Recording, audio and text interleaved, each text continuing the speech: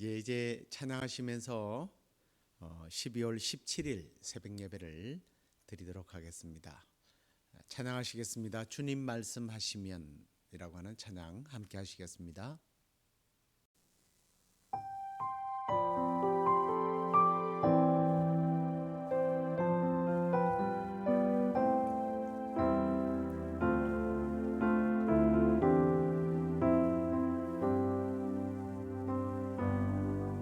주님 말씀하시면 내가 나가리다. 주님 뜻이 아니면 내가 멈춰서리다. 나의 가고 서는 곳 주님 뜻에 있으니 오 주님 나를 이끄소서. 주님 말씀하시면 내가 나가리다. 주님 뜻이 아니면 내가 멈춰서리다. 나의 가고 서는 곳 주님 뜻에 있으니 오 주님 나를 이끄소서. 뜻하신 그곳에 나 있기 원합니다.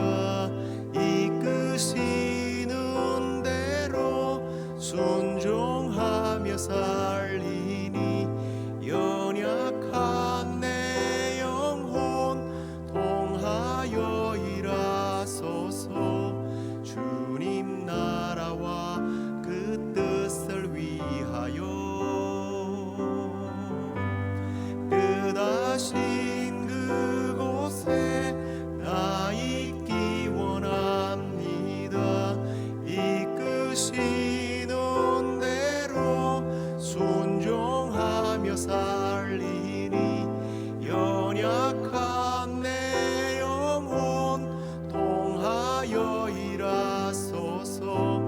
주님 나라와 그 뜻을 위하여 주님 나를 이끄소서. 오 주님 나를 이끄소서.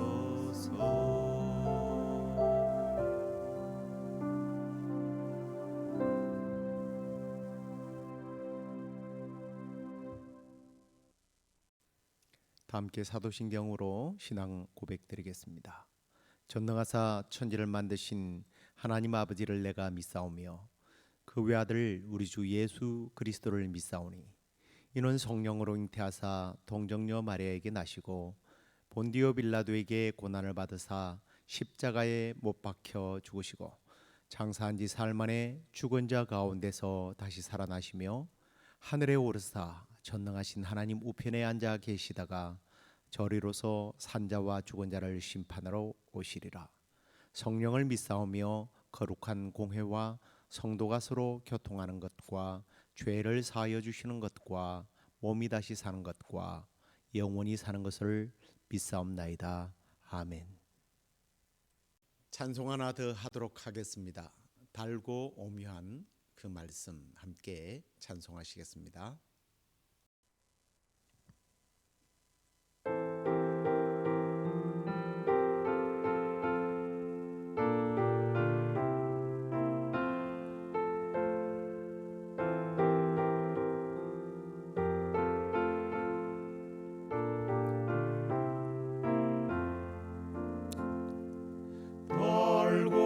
묘한 그 말씀 생명의 말씀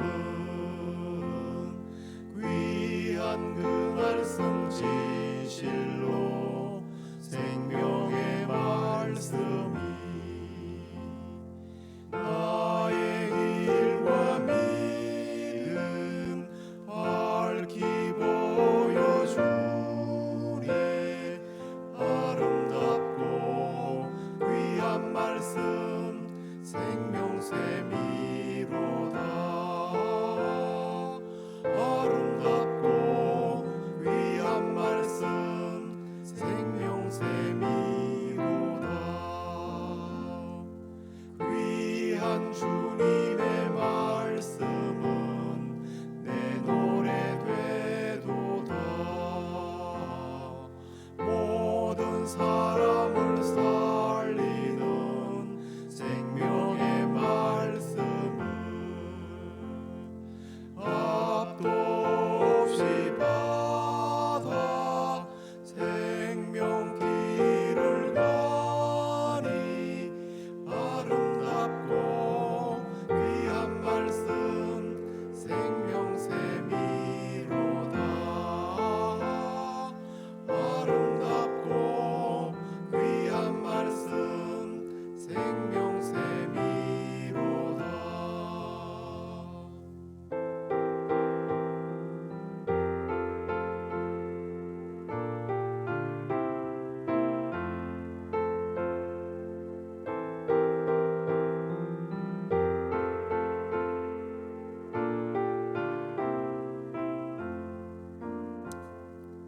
널리 울리어 퍼지는 생명의 말씀은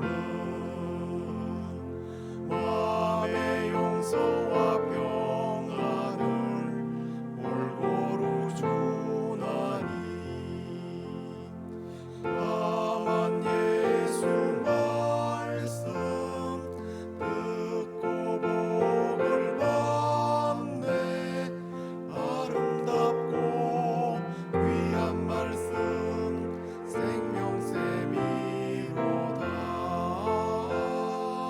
아름답고 귀한 말씀 생명샘이로다.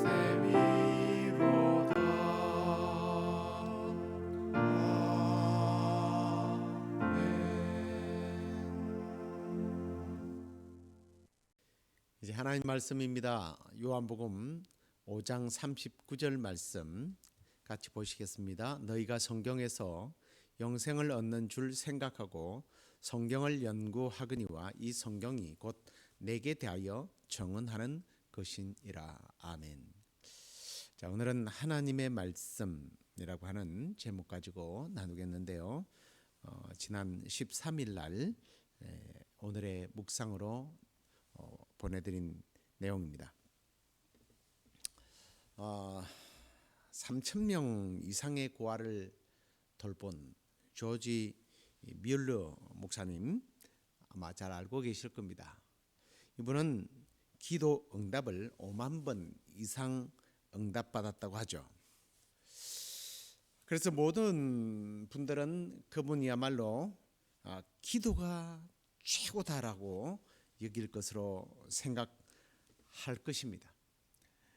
그런데 우리의 생각과는 다르게 그분은 오히려 기도보다는 성경에 대하여 더 많이 강요를 했습니다.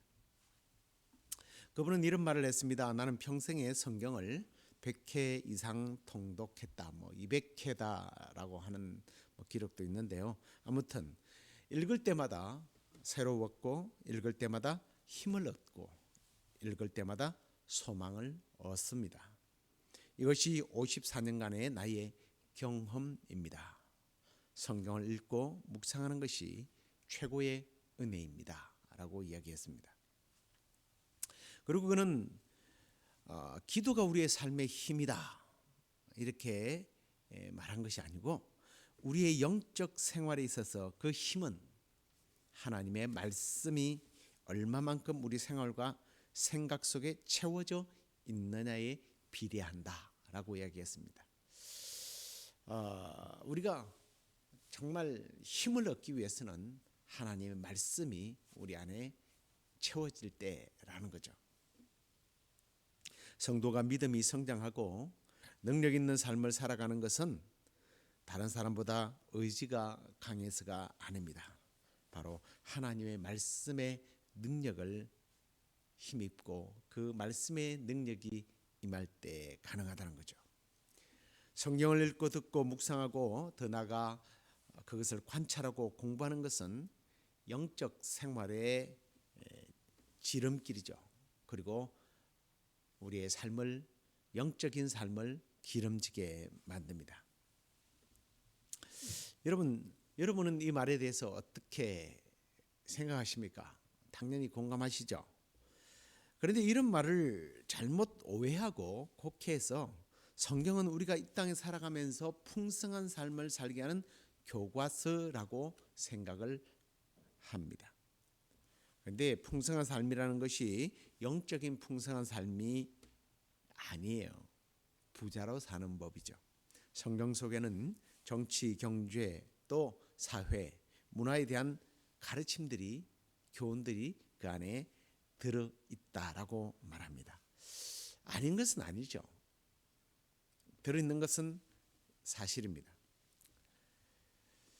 그런데 여러분, 성경이 우리에게 우리가 정치, 사회, 경제, 문화 또는 군사 이런 부분에 있어서 도움이 되라고 하나님께서 성경책을 주셨겠습니까? 저는 성경을 하나님께서 우리에게 주신 이유를 이 짧은 시간에 다 말씀드릴 수는 없기 때문에 한 두 가지 정도만, 가장 중요한 두 가지 내용만 살펴보려고 합니다. 하나님께서 성경을 우리에게 주신 첫 번째 이유, 오늘 우리가 읽었던 요절 가운데 나오는 말씀이죠. 다시 한번 읽어볼까요? 너희가 성경에서 영생을 얻는 줄 생각하고 성경을 연구하거니와 이 성경이 곧 내게 대하여 증언하는 것이니라 라고 했습니다. 자, 그 당시로 이제 좀 말씀을 드려보면요, 당시 유대인들은 성경을 연구하면서 그리스도를 배척하는 그런 모순을 범했습니다. 저는 그 이유가 바로 예수님이 말씀하시는 이 말씀 속에서 또 찾아볼 수 있다라고 생각해요. 당시 유대인들은 보십시오, 성경에서 영생을 얻는 줄을 생각했다는 겁니다.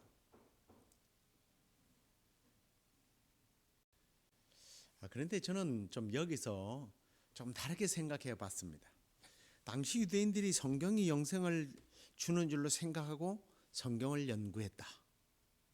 이게 이 영생이라고 하는 말이 영원히 사는 사람 천국에 대해서 연구했다라고 생각하지는 않아요. 저는 다시 말해서 정말 영원히 살고 싶어하는 이 땅에서 부자로 행복하게 권력을 가지고 명예를 얻고 그러기 위해서 이 성경을 연구했다라는 거죠.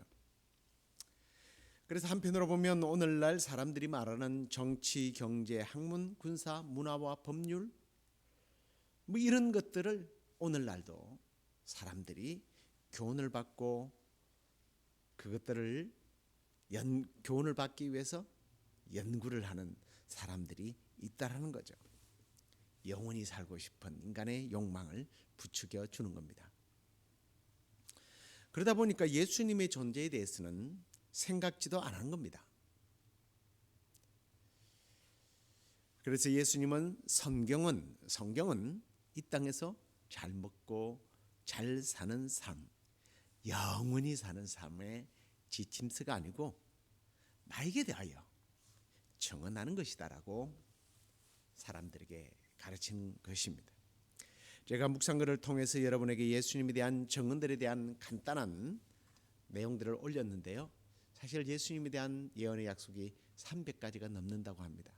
저는 그걸 300가지를 다 또 찾아서 소개할 수도 없고 그 중에 몇 가지만 말씀을 드리면 예수님의 탄생에 대한 얘기인데요. 이사야서 7장 14절 말씀을 보십시오. 그러므로 주께서 친히 징조를 너에게 주실 것이라 보라 처녀가 잉태하여 아들을 낳을 것이요 그의 이름을 임마누엘이라 하리라. 자, 이 말씀이요, 기원전 700년, 그러니까 예수님이 탄생하기 700년 전에 이사야가 예언한 말씀이에요. 근데 마태복음 1장 18절에 보면 예수 그리스도 나심은 이러하니라 그의 어머니 마리아가 요셉과 약혼하고 동거하기 전에 성령으로 잉태된 것이 나타났다라고 기록을 하고 있습니다. 동거하기 전에, 남자를 알기 전에 동정녀 마리아에게 성령으로 잉태되었다. 이사야의 예언이 성취된 것이죠. 그런데 이제 예수님의 육신의 아버지였던 요셉은 이걸 믿을 수 없었던 겁니다. 그래서 정혼자 마리아를 데려오지 않으려고 했을 때 천사가 나타납니다. 천사가 요셉에게 이렇게 말하죠. 마리아는 성령으로 잉태된 것이다. 다른 남자와 부정을 통해 생긴 아기가 아니다. 그러면서 이사야서 7장 14절 말씀이 응한 것이라고 이렇게 말하죠. 보라, 처녀가 잉태하여 아들을 낳을 것이요 그의 이름은 임마누엘이라 하리라 하셨으니 이를 번역한즉 하나님 우리와 함께 계시다 함이라. 이 말씀이 성취된 것이다라고 가르치고 있습니다. 이뿐만 아닙니다. 예수님께서 탄생하실 그 지역까지 성경은 정확하게 예언을 하고 있는데요. 미가서 5장 2절에 보십시오. 베들레헴 에브라다야 너는 유다 족속 중에 작을지라도 이스라엘을 다스릴 자가 내게로 나올 것이라. 그의 근본은 상고의 영원에 있느니라. 예. 자, 이 말씀이 누가복음 2장 4절 이하에 보면 베들레헴 곧 다윗의 고향에서 다윗의 후손인 예수 그리스도가 태어났다고 말씀하고 있습니다. 미가 역시 예수님이 태어나기 전 700년 전에 이 말씀을 예언한 겁니다. 참 신비롭지 않습니까? 자, 그래서 구약은 그 외에도 뭐 예수님의 순환에 대해서 이사야서 53장에 또 시편 69편에 보면 예수님이 십자가에서 외치는 말씀, 또 22편에서는 예수님이 고난을 당할 때 십자가를 지실 때에 그 옷이 제비 뽑게 하는 그 내용까지 상세하게 묘사되어져 있고 예언되어져 있습니다. 자, 그렇습니다. 이렇게 구약은요, 예수님이 이 땅에 오실 것에 대한 예언에 대한 말씀이에요. 특별히 구약의 여러 가지 인간들의 죄와 실수들 또한 인간들의 그 좋지 못한 모습들이 쭉 기록되어 있어요.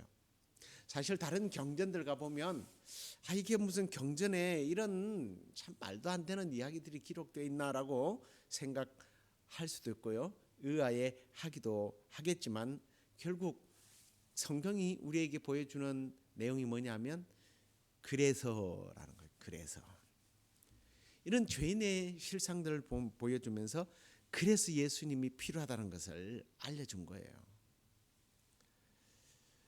예수님이 없이는 영원한 삶을 살 수 없다라는 거예요.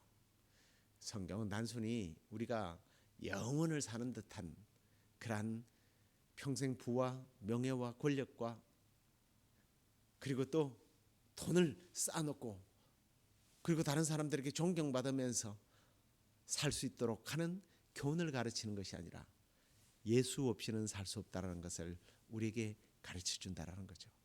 그래서 구약은 그 예수가 오실 것이라는 것을 가르쳐 주었습니다.